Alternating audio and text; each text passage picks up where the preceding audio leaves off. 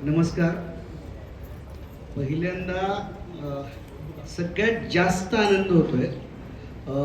मालिका आम्ही अनेक केल्या, पण आपल्याला आवडत्या मालिका करताना जेवढी धडधड होते, जेवढी भीती वाटते, तेवढी भीती इंद्रायणी करताना आम्हाला सगळ्यांना वाटली आहे आणि तेवढा आनंद पण झाला.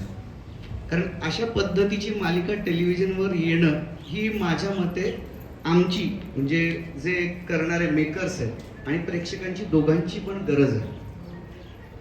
कारण खूप दिवसांनी एक निरागस गोष्ट आणि तेवढीच ड्रॅमॅटिक असं कॉम्बिनेशन डेडली मिळत नाही कधी. कारण अशा पद्धतीची गोष्ट करण्याची सगळ्यांचीच इच्छा असते. आपल्याला एकदम असं सतत सुचत नाही ना की काहीतरी इंटरेस्टिंग, की अरे आपल्याला मजा पण आली पाहिजे पण ते गोष्ट खोटी नाही वाटली पाहिजे. आपल्या सगळ्यांच्या घराघरात विठ्ठल सगळ्यांना आवडतो, सगळ्यांना भक्तीची परंपरा माहिती आहे. पण भक्ती का करतो हे आपण आपल्या मुलांना सांगतो का कधी? कुणालाच काही सांगत नाही. म्हणजे ही गोष्ट जरी लहान मुलांची वाटत असली तरी ही गोष्ट मोठ्यांसाठी. कारण आपण आपल्या मुलांना उत्तर आपल्याला देता येत नाहीत भक्तीबद्दलची, कुठल्याच पद्धतीची उत्तर देता येत नाही. मुलांना फक्त तू गप्प बस रे, तू माझा ऐक, मी सांगतो म्हणून कर, असं म्हणतो की नाही सगळेजण आपल्याला. तर आपल्याला आपल्या मुलांना सांगण्याची कला, सांगण्याची गोष्ट आहे की त्यांना सगळ्यांना का विठ्ठलाची भक्ती आपल्या मनात करावं वाटते. प्रत्येकाचे अनुभव असतात, प्रत्येकाला छोटा छोटा साक्षात्कार झाला असतो आणि ते करता करता त्यांना वाटत असतं की नाही नाही मी भक्त आहे बाबा, मी विठ्ठल, मी मानतो विठ्ठलाला. आपल्याकडे वारकरी संप्रदाय हा असा संप्रदाय बेसिकली की जो कुठल्याच कर्मकांडावर विश्वास ठेवत नाही. तो सर्व दूर आहे, सगळ्यांचा आहे विठ्ठल. त्यामुळे अशा पद्धतीची भक्ती एखाद्या लहान मुलीला जर आवडत असेल आणि तिच्यातली भक्ती ती सगळ्या दुनियेला पोचवत असेल, जगाला पोचवत असेल, तर अशा मुलीची ही गोष्ट आहे इंद्रायणी. म्हणजे एक छोटासा झरा आहे आणि त्याच्या नदी होण्याचा प्रवास आहे आणि ती नदी समुद्रापर्यंत जाणार आहे, भक्ती सागरापर्यंत पोचणार आहे, अशी ही गोष्ट इंद्रायणी.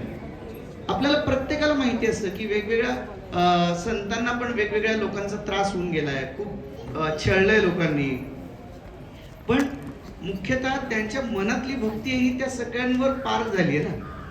अशा पद्धतीचे आता तुम्ही बघितलं की आनंदीबाई, अंताजी ही पात्र पण तशा पद्धतीची आहेत की जी इंदूला त्रास देण्यासाठी आहेत, पण त्या सगळ्यांवर तिची भक्ती कसा विजय मिळवते याची ही गोष्ट. सगळ्यात महत्वाचं म्हणजे ही फक्त लहान मुलांची गोष्ट नाही, ही मोठ्यांची पण गोष्ट आहे. मोठ्यांना भक्ती करण्याची, एक निरागसता करण्याची. कारण आता सध्या ना मोबाईलच्या जगात आपण सगळे निरागसता हरवून चाललोय. एक साधी गोष्ट आहे का, चॉकलेटच्या रॅपरवर 3 स्टार 2 स्टार आपल्याला ते स्टिकर मिळायचं, त्याचा किती आनंद व्हायचा. प्रत्येकाच्या लहानपणीची गोष्ट असतेच ना, प्रत्येकाला ते आठवतं की अरे यार मला तो असं मी जेव्हा शाळेत होतो तेव्हा इथे शिक्का लावून यायचं आणि स्टिकर लावून यायचं, तर शिक्षक त्रास द्यायचे. या छोट्या छोट्या गोष्टीचा आनंद होता. बोरकुट मिळायचं एक, आणि त्या बोरकुटसाठी भांडणं व्हायची. तर ह्या सगळ्या आपल्या सगळ्यांच्याच नॉस्टॅल्जियाची गोष्ट आहे ना. आता आपण म्हणतो ना, आता कोणीतरी मला विचारलं ही जरा जुनी गोष्ट, जुनी नाही, ही आत्ता प्रत्येकाची आठवणारी गोष्ट आहे. प्रत्येकाला आठवतं, प्रत्येकात लहानपण आहे, प्रत्येकात तो निरागस. फक्त आपण तो निरागसतेला ना असा व्यवहाराचा बुरखा देतो की नाही नाही मी आता फार इनोसंट राहिलो तर मला नाही ते जरा लोक मला शोषित म्हणजे त्रास देतील. खरं तर इतकं निर्मळ निखळ राहता आलं पाहिजे आणि ते राहता येतं. म्हणजे स्वच्छ सांगायचं तर मुन्ना भाई मला पिक्चर बघितल्यानंतर मला आनंद झाला होता. म्हणजे मी आता एक वेगळं उदाहरण देतो, पण अशा पद्धतीचं निखळ आपल्याला बघताना आनंद जातो ना, तशा चांगल्या गोष्टी बघण्याचा आनंद आहे. तर अशी ही इंद्रायणी आहे आणि तुम्हा सगळ्यांना बघायला आवडेल, नक्की बघा. म्हणजे जेव्हा पण ही गोष्ट कलर्स मराठीला मी खूप थँक्यू म्हणतो, कारण केदार शिंदे सर, आत्ता सुषमा मॅडम केदार शिंदे नसते ना, ही गोष्ट मी कुठल्या दुसऱ्या चॅनलला पिचच करू शकलो नसतो. हे मी खरं सांगतो. कारण ही गोष्ट घेतल्यानंतर आता तुम्ही आजूबाजूच्या सगळ्या सिरियल्स बघा आणि तुम्हाला लक्षात येईल की अशा पद्धतीची कुठली सिरियल आहे का. आपल्या प्रांतातली, आपल्या मातीतली अशी ही गोष्ट आहे आणि तरीही ड्रामॅटिक, तरीही मजा येणारी, तरी त्याच्यातला हसू आणणारी, लोकांना एक काहीतरी उमेद देणारी ही गोष्ट आहे. अशी उमेद देणारी आणि सगळ्यात महत्त्वाचं म्हणजे ही म्युझिकल गोष्ट आहे. याच्यात एक भजनाचा नाद आहे, या सगळ्या गोष्टीमध्ये एका कीर्तनाचा नाद आहे. तर ही सगळी अशी गोष्ट आम्ही घेऊन आलोय आणि कृपया करून तुम्ही सगळ्यांनी याला आशीर्वाद द्यावा अशी इच्छा आहे. बाकी प्रश्न विचारू शकता. थँक्यू.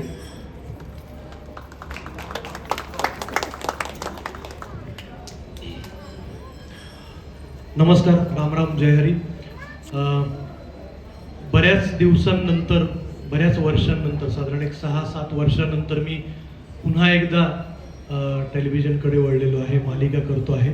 मधल्या काळामध्ये अनेक सिनेमे, नाटकांचे प्रयोग करत करत ही गोष्ट, हा जो ऑडियन्स आहे सगळ्यात मोठ्या प्रमाणात लाभलेला टेलिव्हिजनला, कलर्स मराठीला, त्यांच्यापर्यंत कुठेतरी पोहोचण्याचा प्रयत्न करत होतो. आणि एक चांगली माणसं, चांगलं कथानक हाताला लागणं हे नटाच्या नशिबामध्ये असावं लागतं आणि मी स्वतःला खूप भाग्यवान समजतो. कारण गेली सातत्यानं 4 वर्ष मी वारी करतोय आणि दरवर्षी मी पूर्ण वारी करतो. म्हणजे देहूपासून सुरू करतो, आळंदीपासून मग पुणे, सासवड, जेजुरी, नीरा, वाल्हे, पुढे मग इकडनं सुद्धा तुकोबांची रोटीघाट आणि शेवटचं जे वाखरीचं रिंगण आहे, 8.5-9 लाख वारकरी असतात. कारण सगळ्या पालख्या, सोपान काकांची पालखी, ज्ञानेश्वर माऊलींची, तुकाराम महाराजांची, गजानन महाराजांची पालखी तिथे येते आणि तो भव्य रिंगण सोहळा होतो आणि शेवटी पंढरपूर. आणि दरवर्षी मी वारी सुरू करताना असं म्हणायचो की हा इंद्रायणी ते चंद्रभागा हा प्रवास वारकऱ्यांचा आजपासून सुरू झालेला आहे आणि तो 21 दिवस 22 दिवस तो चालणार आहे. तर या 4 वर्षामध्ये मला समृद्ध करणारी होती, माझं जगणं समृद्ध करणारी ही वारी होती. कारण आपण छोट्या छोट्या, म्हणजे आपल्याला खपली झाली तरी आपण भळभळत्या जखमेसारखं ते दुःख मोठं करतो आणि वारीमध्ये गेल्यानंतर आपल्याला असं वाटतं की किती जगणं खरंच नितळ आहे, सोपं आहे. आणि आपण स्वार्थापोटी नेहमी मंदिरात जातो, देवळात जातो, देवाकडे मागणं मागतो. अनेक वारकऱ्यांशी मी संवाद साधलेला आहे. तेव्हा वारकऱ्यांशी मी संवाद साधताना म्हणायचो की माऊली आता चालत चालत निघालाय तुम्ही, आळंदीहून निघालाय, पंढरपूर गाठायचंय आणि रोज 17-18 किलोमीटरचा प्रवास आहे, पायामध्ये चप्पल नाही, खापल्या आल्या, भेगा पडल्यात पायाला. एवढा प्रवास करून गेल्यानंतर, विठ्ठल मंदिरामध्ये गेल्यानंतर 36, 38, 42 तास उभा राहून नंतर तुम्हाला पांडुरंग दिसणार आहे, काय मागणार आहेत पांडुरंगाकडे? तेव्हा प्रत्येक वारकऱ्याचं उत्तर एकच होतं, काय मागायचंय पांडुरंगाकडे? त्यांनी दिलंय, लय मोठं दिलंय, त्याच्याकडे काही मागणी नाहीये. मागायचंच असेल तर त्या शेतकऱ्यांसाठी मागणार, निसर्गासाठी मागणार, पाऊस पडू दे, सगळ्यांचं व्यवस्थित होऊ दे. आपल्याला काय, पांडुरंगाने हा मनुष्य जन्म दिलेला आहे, याची देही याची डोळा, आपल्याला पांडुरंगाचं दर्शन करायला मिळते. अजून काय पाहिजे? मस्तकी चंदनाचा टिळा लागला विठ्ठलाचा. ही वारी करत असताना मला आत्ता असं वाटतं की इंद्रायणी मालिका करत असताना, शूटिंग करत असताना मिळाल्यापासून मी इतका सकारात्मक आहे, इतका पॉझिटिव्ह आहे या मालिकेच्या बाबतीत, की मला कुठेतरी असं वाटतं की मी मनोभावे प्रामाणिकपणे 4 वर्ष 21-22 दिवस सातत्यानं जी वारी केलेली आहे त्याचं फळ मला पांडुरंगाने काय दिलं असेल तर इंद्रायणी ही मालिका माझ्या पत्रामध्ये पाहिली. खूप छान वाटतंय. आणि विनोद सर म्हणाले तसं की आत्ता टेलिव्हिजनच्या विश्वामध्ये, टेलिव्हिजन आपण बघत असताना खूप जास्त प्रमाणामध्ये, कुणाला बोलायचं नाही मला, पण प्लास्टिक आपण जास्त बघतोय. पण इथे खरी गोष्ट, मातीतली गोष्ट, आपल्या टेक्स्चरची गोष्ट, महाराष्ट्रातली गोष्ट या मालिकेतून सांगण्याचा आम्ही सगळेजण प्रयत्न करत आहोत. आणि मला तुमच्या दोघांचे मनापासून आभार मानायचे आहेत केदार सर, की या गोष्टीला तुम्ही परवानगी दिलीत. आणि मला असं वाटतं की मालिका लोक बघतात, विसरून जातात. मला असं वाटतं की तुम्ही मालिका करत नाही आहात, आपण सगळे मिळून एक वेगळं डॉक्युमेंटेशन करतोय असं मला वाटतंय. काही वर्षानंतर नवीन पिढीला वारी म्हणजे काय, वारकरी संप्रदाय म्हणजे काय, कीर्तन परंपरा म्हणजे काय, त्यातले हे दावे, राजकारण, रुसवे फुगवे, आनंद, हे सगळं जर काही बघायचं असेल तर लोक परत कलर्स मराठीवर जातील, जिओवर जातील आणि परत एकदा इंद्रायणी मालिका बघतील. धन्यवाद. नमस्कार, मी अनिता दाते. इंद्रायणी या मालिकेमध्ये आनंदीबाईची भूमिका करते. आता संदीपनी सांगितलं, विनोद सरांनी सांगितलं, आमची इंद्रायणी ही तिच्या जगण्यातनं उत्तरं शोधणारी आहे. आणि आपण सगळेजण गाईड आणि 21 अपेक्षितच्या काळात जन्माला आलेलो आहोत बहुतेक तरी. आणि आपल्याला पटकन उत्तर मिळण्याची आणि पटकन उत्तर शोधण्याची सवय झालेली आहे. आणि या सगळ्यात कदाचित आपण जगणं आपलं विसरून गेलो की काय, राहून गेलो की काय, उत्तर शोधायचं राहून गेलो की काय, कुतूहल संपत गेली की काय, असं काहीसं झालं. आणि आपल्याला पटापटा उत्तरं मिळत गेली, इंटरनेट आलं, गुगल आलं, सगळीकडे आपण उत्तरं शोधली. पण खरं तर माणसाचा प्रवास याकरता आहे की आपण आपलं उत्तर शोधायचं आहे. आणि ही प्रक्रिया आमची इंद्रायणी पूर्ण करणार आहे. म्हणून इंद्रायणी ही मालिका अत्यंत महत्त्वाची आहे. ती मातीतली आहे आपण जे म्हणतोय, तर इंद्रायणीचं जगणं हे खरं जगणं असणार आहे. आणि आजच्या मुलांनी, या मोबाईलच्या जमान्यात वावरणाऱ्या सगळ्या मुलांनी आमच्या मुलांना बघावं असं मला मनापासून वाटतं. फक्त मुलांनीच नाही तर त्यांच्या पालकांनीही बघावं. आणि जे आपण काहीतरी मिस केलेलं आहे ते आपल्याला पुन्हा काहीतरी अनुभवायला मिळणार आहे, हे मात्र नक्की आहे. गेल्या अनेक वर्षांपासून मी संदीपचा वारीचा प्रवासही पाहतेय. आणि विठ्ठल हा एकमेव देव मला असा वाटतो की जो माणसांना खऱ्या अर्थानं एकत्र आणतो. त्याच्या हातात शस्त्र नाही कोणतं, तो शस्त्राविना माणसांना एकत्र आणतो. एवढी माणसं, एवढी पावलं चालत भक्तिभावानं कुठंतरी जाऊन पोचतात आणि नमस्कार करून परत येतात. आणि त्यांच्या मनामध्ये दुसऱ्या कुठल्याही गोष्टीची अपेक्षा नसते. अत्यंत निरंजन मनानं माणूस तिथे जातो आणि परत येतो. आणि माणसं एक असतात. जेव्हा रिंगण पाहतो आपण, बऱ्याच अनेक माणसं टीव्हीवरनं पाहतात, त्यापैकी मी एक आहे.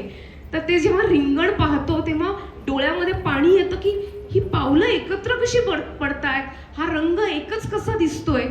तर असा हा आपला विठ्ठल. आणि त्या विठ्ठलाची ही मालिका आहे. त्या अर्थानं विठ्ठल हा इंदूचा पाठीराखा आहे, तो तिचा मायबाप आहे, तो तिला दिशा दाखवणारा आहे. आणि विठ्ठल तिला सगळ्या जीवनाचं सार शिकवणारा आहे आणि तिच्याबरोबर आपल्या सगळ्यांना शिकवणार आहे. म्हणून इंद्रायणी ही मालिका आपल्या सगळ्यांसाठी महत्त्वाची आहे. म्हणून ती अवश्य बघा. आणि आम्ही सगळेजण खूप चांगल्या प्रोसेसमधनं जातोय.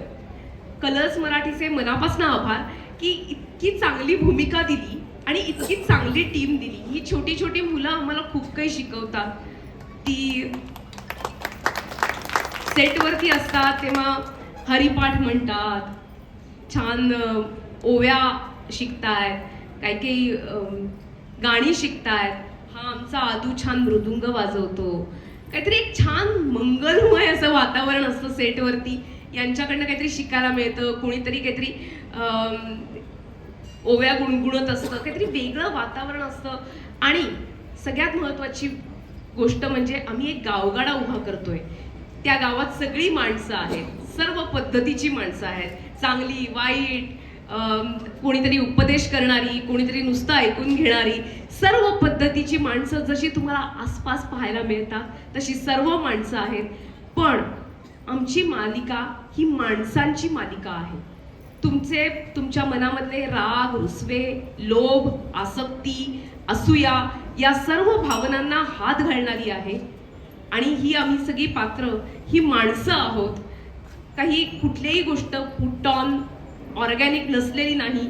हे सगळे तुमच्या आमच्यातली माणसं आहेत जी आमच्या गावामध्ये विठूच्या वाडीमध्ये तुम्हाला सगळ्यांना दिसणार आहे. आणि मला असं वाटतं की ही विठूची वाडी तुम्हाला तितकीच आवडणार आहे.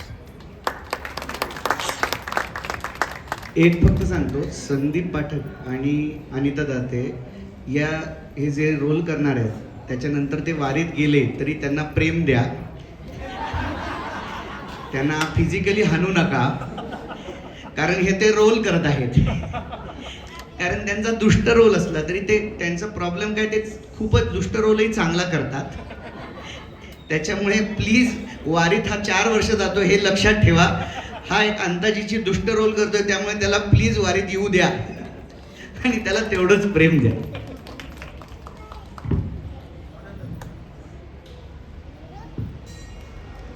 हॅलो, नमस्कार. मी स्वानंद बर्वे. माझा प्रवास आता खरं तर अक्कलकोटहून पंढरपूरकडे निघालेला आहे.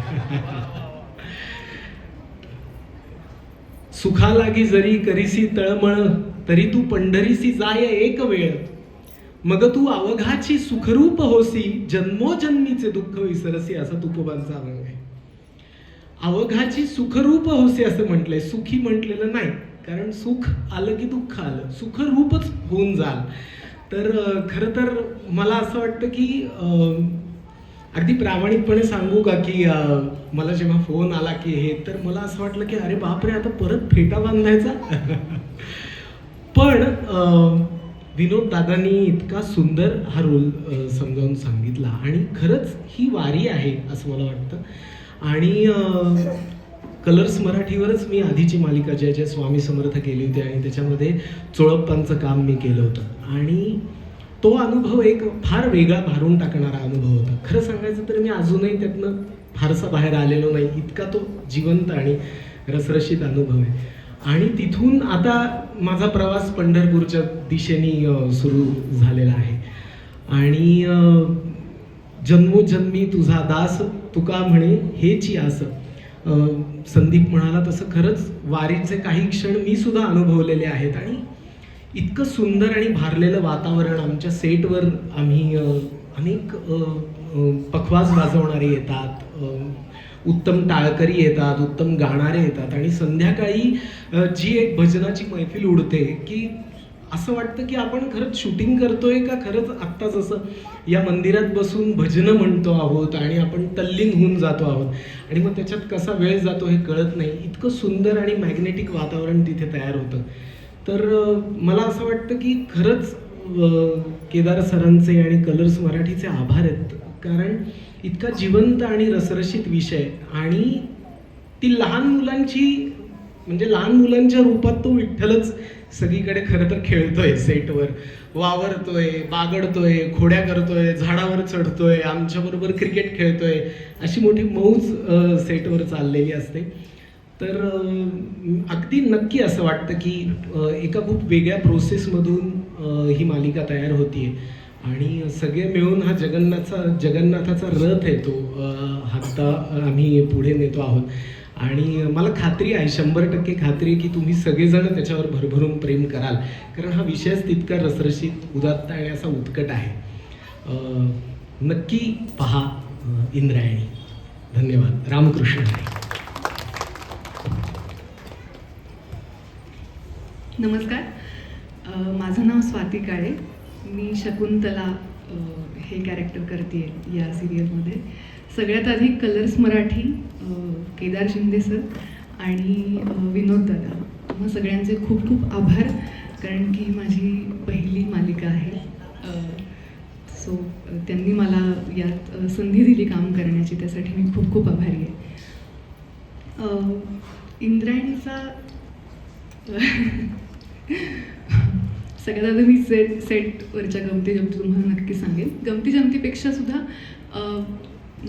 मी याआधी काहीच काम केलेलं नाही आहे फारसं, त्यामुळे विनोद सरांकडून मी अगदी कॅमेरा टेक्निक्सपासून ते ॲक्टिंग स्किल्सपर्यंत सगळं शिकते. माझ्यापेक्षा खूप सिनियर ॲक्टर्स आहेत आमच्या मालिकेत.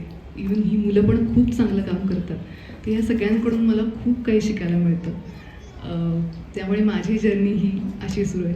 आणि इंद्रायणीच्या प्रवासातून तुम्ही आणि आम्ही आपण खूप काही नक्की शिकू असा मला विश्वास आहे. तर नक्की बघा इंद्रायणी. थँक्यू. आता मी जरा आमच्या मुलांना काही प्रश्न विचारतो. ओके. पहिल्यांदा हे मुलांना प्रश्न विचारायच्या आधी काही मूलभूत मुख्य गोष्टी सांगायला लागतील जे आमचे दैवत आहेत. म्हणजे उदाहरणार्थ इंद्रायणीचं टायटल सॉन्ग हे दासू वैद्य यांनी लिहिलेलं आहे. आणि दासू वैद्यांचा विठ्ठलाबद्दल भक्तिप्रेम तर आहेच, पण मुळात अशा पद्धतीची म्हणजे एक निरागस मुलीची गोष्ट, पण याच्यातले शब्द, याच्यातला अर्थ लक्षात आल्यानंतर एक फिलॉसॉफी मांडली. पण ते का लहान मुलीच्या अनुभवाबद्दलची असलेली फिलॉसॉफी आहे. त्यामुळे A.V. प्रफुल्लचंद्र यांनी याचं म्युझिक केलं आहे टायटल सॉन्ग.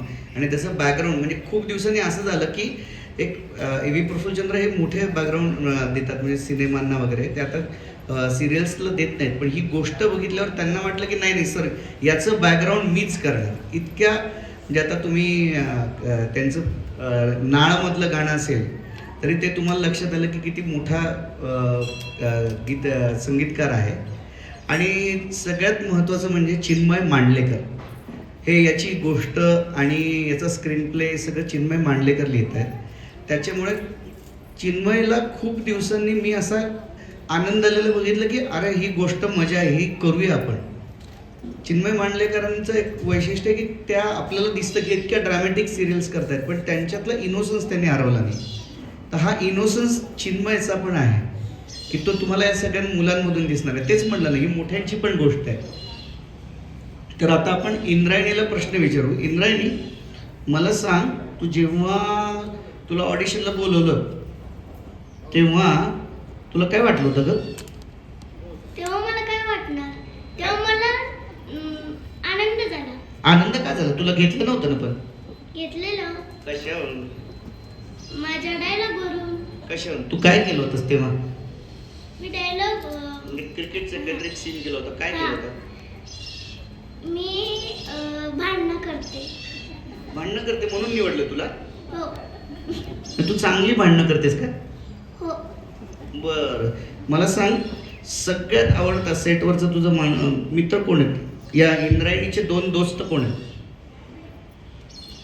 गोष्टीतले दोस्त? आदू आणि गोपाळ. बर, मग तुमचं आधू आणि गोपाळ दोस्त आहेत तुझे, आणि तुझं कोण दोस्त आहेत गोष्टीत? माझे इंद्रायणी आणि गोपाळ दादा. गोपाळ दादा दोस्त आहे तुझा? भाऊच. पण तू काय म्हणजे त्रास देतो का तुला? नाही, त्रास नाही देत, पण खोड्या करतो माझ्या. तुझ्या खोड्या करतो? कधी कधी. म्हणजे काय करतो तू? आता मला माहित, म्हणजे सांगता येत नाही. आणि इंदू तुला मदत करते का? हो बर, म्हणजे खरे तुम्ही किती दोस्त आहात ना? खरे पण दोस्त आहात ना तुम्ही? हो. इंदू आणि तू खरे दोस्त आहात? तुम्ही दोघं खरे दोस्त आहात? हो आहे, पण कधी कधी भांडणं करतो. तर अशीच सगळी धमाल आहे, कारण या दोघांची वेगवेगळ्या पद्धतीच्या सगळ्या मुलांचे मूड स्विंग्स हे खरंच मला कौतुकाची गोष्ट आहे की हे दोघं एका सीनच्या आधी खणखणीत मांडलेले असतात. पण सीनमध्ये अत्यंत दोस्ती दाखवतात. म्हणजे एका सीनमध्ये मला आठवतं की असं ते म्हणलं की इंदू अशी जाते आणि कोणतरी सांगते "ए, तुझ्या आत्याने तुला बोलवलंय." तर इंदू म्हणजे माय आता काय काम. आया बाया आता कोणतं काम राहिलं रे? आणि म्हणून ती निघते तिथून की म्हणे आता जावं लागतं. तर आदू काय म्हणतो तिला, काय म्हणतो इंदू, हा काय म्हणतो, इंदू तू आमच्यासोबत बाळ पाहायला नाही येत? इंदू काय म्हणते, कोण म्हणलं इंदू येत नाही? इंदू आता सोबतच येणार. आणि मग तुझी आत्या, आणि मग तुझी आत्या कुठं की तुला कुठं दे तेरे लिए कुछ भी. तर ही अशी दोस्तीची गोष्ट आहे. कारण अशा पद्धतीने लहानपणीच म्हणजे आम्हाला सगळ्यांनाच म्हणजे माझ्या भावाने एकदा म्हणजे मला प्रत्येकाच्याच आठवणी असतील, भांडणं झाली होती आमची आणि माझी खरं तर चूक होती आणि माझा भाऊ येत होता आणि मला लक्षात आलं की माझा भाऊ आता मला बडवणार आहे आणि तो आला आणि त्याने मला न बडवता समोरच्याला मारलं. मला इतका आदर वाढला माझ्या भावाबद्दल. अशीच बेसिकली या सगळ्या रिलेशनची अशीच गोष्ट असते ना. तर अशा सगळ्या इंटरेस्टिंग गोष्टी तुम्हाला बघायला मिळणार आहेत इंद्रायणीमध्ये. कारण नुसती काय देवा वगैरेची गोष्ट नाही आहे, ही माणसांची गोष्ट आहे, ही रिलेशनशिपची गोष्ट आहे. ही अशीच रिलेशन, अशाच आठवणी तयार होतात ना. काय होतं, आपण आत्ता मोठी माणसं बघतो आणि मग त्यांच्या आठवणी ते सांगतात. तर इथे आपण आठवणी बघणार आहोत, आपल्या प्रत्यक्ष आपल्या लहानपणीच्या गोष्टी बघणार आहोत. तर तो आनंद आपल्याला मिळणार आहे ही सिरियल आहे.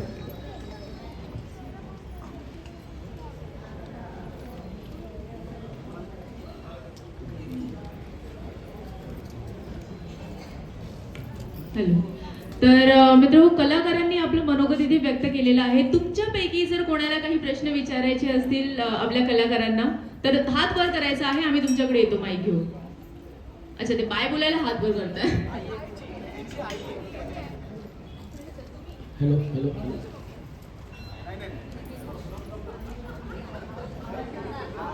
Hello hello. Okay. Hello. Ma'am mike तुमच्याकडे आणायचं आहे मला. आहे.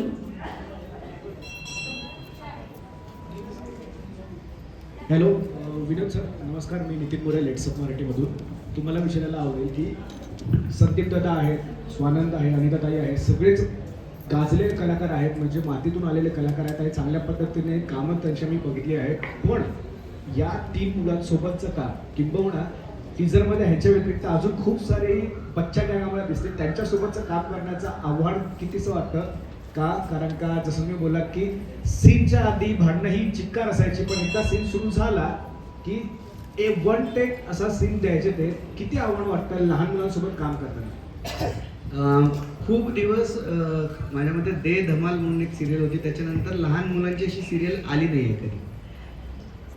लहान मुलांचं म्हणजे मला काय होतं माहिती आहे का, लहान मुलांना ना सतत त्यांचे पालक कसा अभिनय करतात हे जे शिकवतात ते शिकवणं थांबवलं तर इतकी चांगली मुलं आपल्याला मिळणार आहे. कारण ते पालकच त्यांना सांगत असतात की असं कर, त्यांची ऍक्टिंग त्यांच्यावर थोपवत असतात. नशिबाने मला नाशिकमध्ये आता प्रत्येकजण कुठून कुठून आले बघा. हा अकोल्याहून आला, ही साताऱ्याहून आली, तो कोल्हापूरहून आला आणि असं सगळे नाशिकमध्ये नाशिकच्या मित्रांसोबत मैत्री केली त्यांनी. मुळात जेव्हा आम्ही वर्कशॉप केलं ना तर त्या या सगळ्या मुलांची पहिल्यांदा मैत्री झाली. त्यांना खेळतच होते पोरं आणि खेळता खेळता नाटक करत होते. त्यांना लक्षात आलं की अरे हा हे नाटक आहे का, म्हणजे असं हा खेळच आहे नाटकाचा सगळा. टेलिव्हिजनवर ते प्रेशर असतं पण मुळात ही सगळी गुढी आहेत. म्हणजे आता तुम्हाला जर आश्चर्य वाटेल, याच्याकडे आत्तापर्यंत टेलिव्हिजन नव्हता, इतका तो खेळत होता. म्हणजे मुलांना आपल्याला लक्षात येतं ना की मोबाईलच्या जगात आहेत. आता पॅन्डेमिक नंतर तर प्रत्येक मूल काय, पालक सगळेजण मोबाईलवर आहे. तर एक पोरगा हा घोडसवारी करतो, हा दांडपट्टा चालवतो. तर अशा पद्धतीने खेळणारी मुलं आहेत ही सगळी. म्हणजे यांना तिथे खेळायला दिल्यानंतर त्यांना मोबाईल नको असतो कोणालाच. त्यांना त्यांचं म्हणणं आम्हाला शूटिंग द्या, नाहीतर मग आम्हाला खेळायला द्या. तर इतकी जी एनर्जी असते ती सगळ्या आमच्यामध्ये. आणि सगळ्यात महत्त्वाचं म्हणजे एक वाक्य आहे इंदूचं, जे सगळ्यात तिचं आहे, ती मी मेन आहे. तर ते बहुतेक माझ्या म्हणूनच सुरुवात झाली. ऐक ना, मी मेन आहे, माझं ऐक जरा. अशी मला त्यांना विनंती करायला लागते. ही माझ्यामध्ये माझ्या वर्षानुवर्ष माझ्या सगळ्या सिरियल्सच्या नटांना तशीच करायला लागते की ऐका ना, मी मेन आहे, माझं जरा ऐका. तर इतर मोठ्या नटांपेक्षा हे जरा लवकर ऐकतात. त्रास मोठे नट, काही नट असतात ना ते इतके किस्से सांगत असतात ना, म्हणजे माझ्या बाजूला वगैरे असे नसतात, पण त्यांना ना त्यांच्या किस्स्यातून आवर्त घ्यायला लागतं. हे मुलं त्यांचे किस्से करतात, काही लोक त्यांचे किस्से सांगण्यात रमतात. त्यामुळे म्हणजे चांगले निरागसता आहे त्यांच्यामध्ये, म्हणजे लहान मुलांमध्ये म्हणतोय मी. तर अशा पद्धतीत बेसिकली ही सगळी मुलं आहे ना खरी आहे. म्हणजे त्यांचा अभिनय हा तुम्हाला दिसताना कधी खोटा नाही दिसणार या टेलिव्हिजन, कारण ते करायला अवघड लागतं, कारण त्याला थोडा त्रास होतो, पण तो त्यांच्याकडून आला तर फायदा होतो. नाहीतर काय होतं, आपण आपला अभिनय लागतो त्याच्यावर, तू असं कर तसं कर. आता हे तिला सांगायची गरज नाही, तेरे लिए कुछ भी. आता हे तिच्या पद्धतीचं वाक्य आहे ना, ते काय शिकवणार आपण.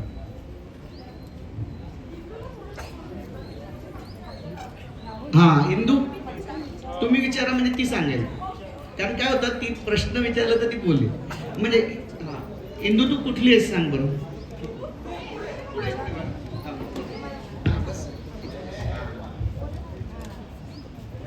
इंदू कुठली आहे? मी परभणीची आहे, प्रॉपर परभणी, राहते साताऱ्याला.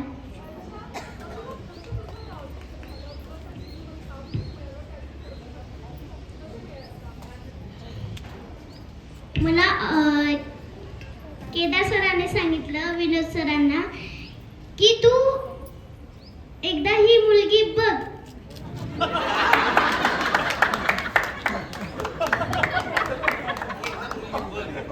आणि मग त्यांनी बघितली का? पुढे त्यांनी मला सिलेक्ट केलं.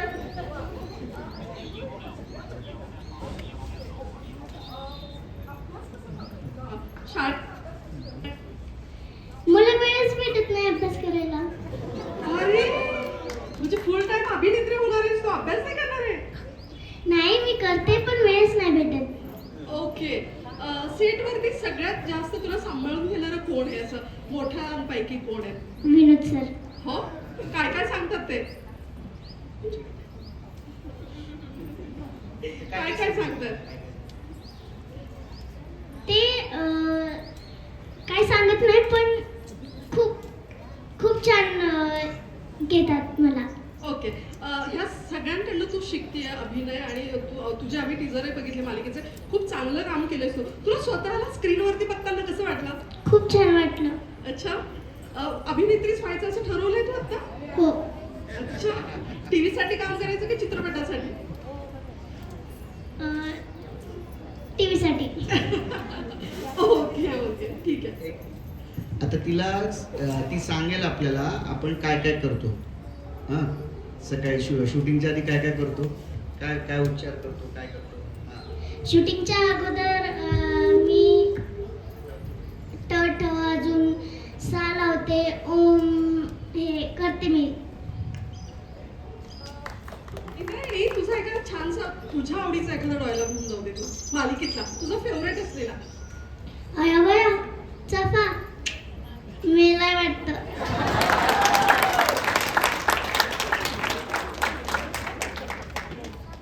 नमस्कार, मी मधुरा शिदाय, कलाकृती मीडियामधून. माझा प्रश्न सांगशीसाठी आहे, इंदूसाठी. मला सांग की तू इतकी लहान आहेस आणि मालिकेसाठी इतका छान अभिनय करतेस. तू प्रोमोज मी पाहिले, इतका सुंदर अभिनय तुझा. सर तुला सांगतात, विनोद सर, तसं तू करतेस का तुझं काही असतं त्यात वेगळं? विनोद सर सांगतात ते करते मी. तुला कळतं सगळं की ते सगळे सांगतात, कशी एक्सप्रेशन द्यायची, डायलॉग कसे म्हणायचे? हो. हां, ती करत नाही, पण ते काय असावा लागतो, मग सगळं सीन चांगले होतात. काय मूड लागतो, कधी कधी मूड नसतो, मग रिटेक होतात माझे थोडेसे. एकदा ती म्हणली काहीतरी, एकदा खूप पटकन चांगलं केलं, मग म्हणलं अगं एवढं पटकन, ते मूड असलं की येतं सगळं.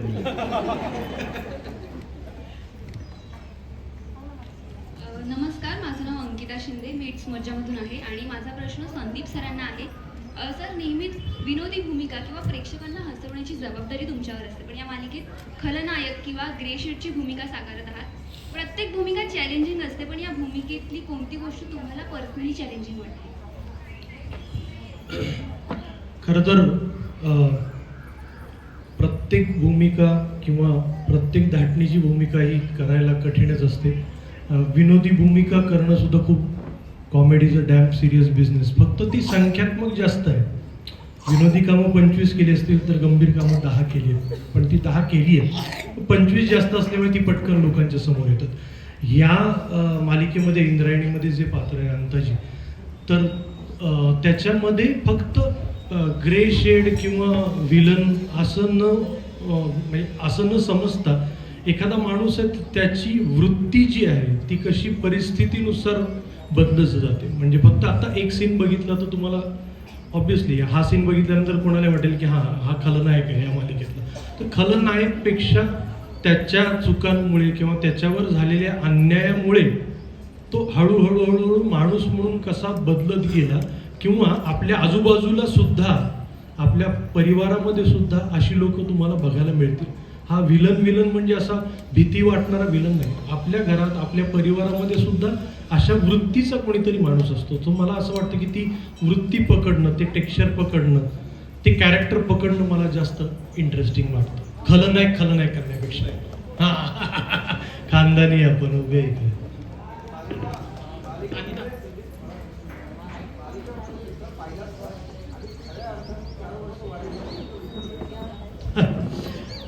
मी नेहमी म्हणतो की डायरेक्ट दर्शन घेणाऱ्या माणसाला विठ्ठलाची मूर्ती दिसते, आणि जे ध्यास घेतात आणि इंद्रायणीचे चंद्रभागा पायात चप्पल न घालता निरपेक्षपणे चालत जातात त्यांना विठ्ठल दिसतो. डायरेक्ट दर्शन घेणाऱ्यांना विठ्ठलाची मूर्ती दिसते. अजूनपर्यंत तरी मला विठ्ठलाची मूर्तीच दिसते. पांडुरंग जर कुठं दिसत असेल तर तो वारकऱ्यांच्या पायामध्ये आहे. नमस्कार, मी चिन्मय मुळे आपल्या मराठीतून. मला अनिता दातींना प्रश्न आहे.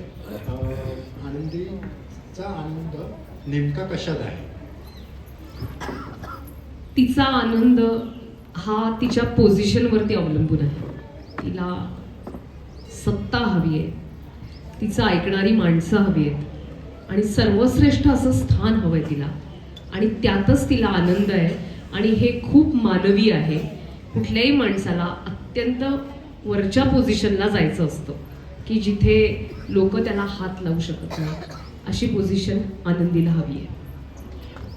माझा प्रश्न अनिता दादालाच आहे. हां, अनिता, खूप वेगवेगळे शेड्स तू साकारते. एकीकडे नाटक सुरू आहे आणि त्याच्या आधीच्या तुझ्या भूमिका थोड्या वेगळ्या शेड्सच्या. आत्ताची ही भूमिका बरीचशी काष्ट अशी दिसते. काय वेगळे प्रिपरेशन्स तू केलेले होते? बापरे, मला त्या सगळ्या भूमिकांसाठी खूप मेहनत घ्यायला लागली.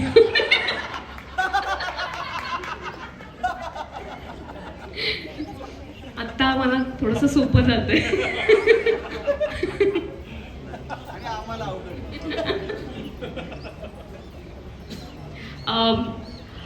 विनोद नव्हेकर हा आमचा दिग्दर्शक, आणि ज्या पद्धतीने तो अनेक गोष्टी आम्हाला सांगत राहतो, आम्ही अनेक पद्धतीची इम्प्रोव्हायझेशन्स करतो. खूपच चांगली आणि वेगळी प्रोसेस आहे. आणि या प्रोसेसमध्ये आम्ही फक्त आम्हाला मिळालेले डायलॉग म्हणतोय असं अजिबात नाही. तर आनंदी कोण आहे, काय आहे, ती कुठून आहे,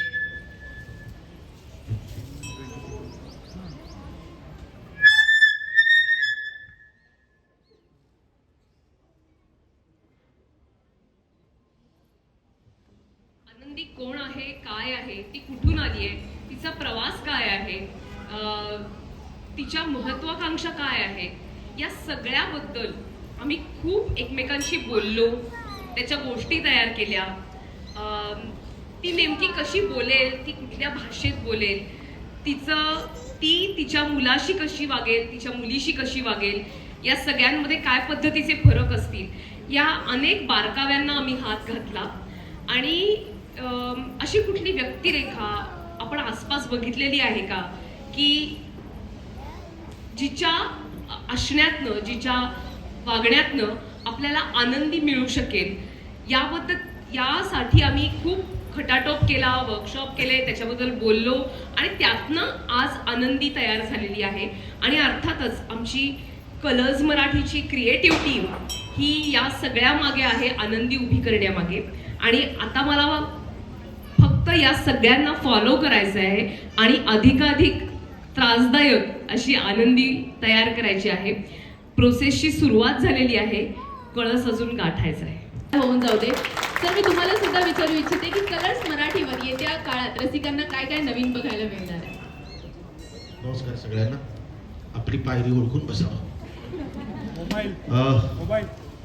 पहिल्यांदा मला सगळ्यांना आनंद यासाठी वाटतोय की मी तुमच्यातलंच एक आहे. इतके दिवस तुम्ही मला काहीतरी वेगळ्या भूमिकेमध्ये बघत होता आणि आज मी अतिशय वेगळ्या भूमिकेत तुमच्यासमोर येतो. कलर्स मराठीचा प्रोग्रामिंग हेड. हे सगळं करू शकतो ती एक चांगली टीम असल्यामुळे करू शकतो. आणि सुषमा आणि मी जवळजवळ आम्ही अगदी एकत्रच वायकॉम जॉईन केलेलं आहे. मी एखाद महिना त्यांच्या अगोदर पण त्यांचा अनुभव कॉर्पोरेटमधला किंवा या सगळ्या वाहिन्यांवर काम करण्याचा माझ्यापेक्षा खूप वर्षापूर्वीच आहे. 12-13 वर्ष त्या काम करतात वेगवेगळ्या वाहिन्यांवर. माझा कॉर्पोरेटचा अनुभव हा पहिलाच आहे. नेहमी मी त्या टेबलच्या पलीकडे बसलोय निर्माता म्हणून, जसा विनोद बसायचा. आता मी टेबलच्या अलीकडे बसतो जिथे विनोद माझ्यासमोर बसतो. पण माझं नेहमी एकच मत असतं की शेवटी समोरचा जो माणूस आहे ना तो जास्त छान क्रिएटिव्ह आहे असाच एक विचार माझ्या मनामध्ये येतो. आज इथे विनोद बसलाय, तो विनोद त्याच्या कर्तृत्वाने बसलाय. जीव झाला वेडा पिसा, राजा राणीची गोष्ट, फिरतीचा वणवा अशा 3 सुपरहिट कलर्स मराठीच्या सिरियल्स देणारा विनोद आणि त्याचा पार्टनर निखिल शेठ, ही पोतडी एंटरटेनमेंट. मी जेव्हा एक 3-4 महिन्यापूर्वी आल्यानंतर एक 15 दिवसामध्ये विनोद मला भेटला आणि त्या पोतडीतून त्यांनी जी पहिली कथानक काढलं तर ते इंद्रायणी होतं. एक मात्र खरं की मगाशी सुषमा खूप छान बोलली की आम्हाला वेगळं काहीतरी करायचं आहे. आम्हाला वेगळं करायचं आहे याचा अर्थ काय? आम्ही काहीतरी वेगळ्या ग्रहावरून आलोय का? तर नाही, आम्ही तुमच्यातलेच आहोत. पण एक आहे, असंख्य ससे धावत आहेत, कासवाच्या गतीने पुढे जायचं आहे. पण एक मात्र खरं आहे, कासवच शेवटी जिंकतं. सो आम्ही इंद्रायणीने सुरुवात केली. यापुढे पण वेगवेगळ्या कथानक तुमच्यासमोर येतील, त्याच्याबद्दल आपण नक्कीच बोलू. आज मला सगळ्यात आनंद काय वाटतोय की तुम्हाला छोटीशी गोष्ट, आज या पवित्र स्थानात आपण बसलोय, आपण एका मंदिरात बसलोय आणि मंदिरात बसून आपण निरागसतेविषयी बोलतोय. याच्याबद्दल मला जास्त आनंद वाटतो आणि विनोद thank you very much for that. कारण इंद्रायणीची गोष्ट ही वरकरवी लहान मुलांची जरी गोष्ट असली तरी ती मोठ्यांना खूप काही गोष्ट शिकवणारी गोष्ट ठरणार आहे. त्यामुळे याचा जो पिच आहे किंवा ही सिरियल ज्या दिवशी लोकांना दिसेल 25 तारखेपासून, तेव्हापासून लहानांच्या कडून मोठ्यांना खूप काही शिकण्यासारखं असेल. त्यामुळे आपल्याला एक सवय असते ना, संध्याकाळी 7 वाजता दिवाबत्ती लावायची आणि शुभम करोती म्हणायची. तर माझं म्हणणं आहे की त्याच्याबरोबरीने तुम्हाला टेलिव्हिजनवर पांडुरंग पण दिसेल आणि पांडुरंगाच्या तर्फे, इंद्रायणीच्या तर्फे तुम्हाला खूप काही गोष्टी शिकवणारी ही मालिका पण दिसेल. थँक्यू व्हेरी मच विनोद, ही आम्हाला मालिका दिल्याबद्दल. कारण तू म्हणतोस की अशी मालिका मी कुठे पिच केली असती तर कोणी घेतली असती का? तर मला असं वाटतं की आमचं धैर्य वेगळं, पण आधी तू धैर्य दाखवलंस की अशी मालिका विचार करण्याची. कारण मी पण टेलिव्हिजनवरून आलो आहे. आजकाल प्लॅस्टिकच्या युगामध्ये हाडा माणसाची माणसंच हल्ली दिसेन अशी झालेली आहे, तर ती हाडं माणसाची माणसं आहेत. थँक्यू संदीप, अनिता, या दोघांनी कलर्स मराठीवर येणं आमच्यासाठी खूप महत्त्वाचं होतं. आणि ते काय ताकदीचे कलावंत आहेत. आम्ही पहिला एपिसोड आता त्याच्यात सगळ्यात महत्त्वाची गोष्ट हेड ऑफ प्रोग्रामिंग म्हटल्यानंतर पहिला एपिसोड पहिल्यांदा बघायला मला मिळतो. त्यामुळे मी तो बघून घेतलाय आणि मला तिथे ती ताकद जाणवते. जेव्हा अनिता आणि संदीपचा सीन येतो तेव्हा मला त्या नटांची ताकद जाणवते. मला या 3 मुलांचं अत्यंत कौतुक वाटतं. कारण काय आहे की ना, मुलांकडून काम करून अच्छा मला नाही येतं बाबा असे करणारे खूप असतात मुलं, पण इतकी निरागस आणि इतकं सहज काम करणारी मुलं आपल्याला मिळत नाहीत. या 3 मुलांचे खूप आभार. मी स्वानंद आणि स्वातीचे पण आभार मानतो. त्यांच्याही भूमिका तेवढ्याच महत्त्वपूर्ण आणि खूप हृदयाला स्पर्श करून जाणाऱ्या आहेत. आणि माझी इच्छा एकच आहे, आजपर्यंत माझ्या कलाकृतींवर तुम्ही भरपूर प्रेम केलंय. आता मी दुसऱ्यांची कलाकृती माझी म्हणून तुमच्यासमोर पेश करतोय. मला खात्री आहे आजपर्यंत तुम्ही मला जेवढं प्रेम दिलं त्याच्यापेक्षा जास्त प्रेम याच्यानंतरच्या माझ्या पुढच्या प्रवासात द्या. Thank you very much.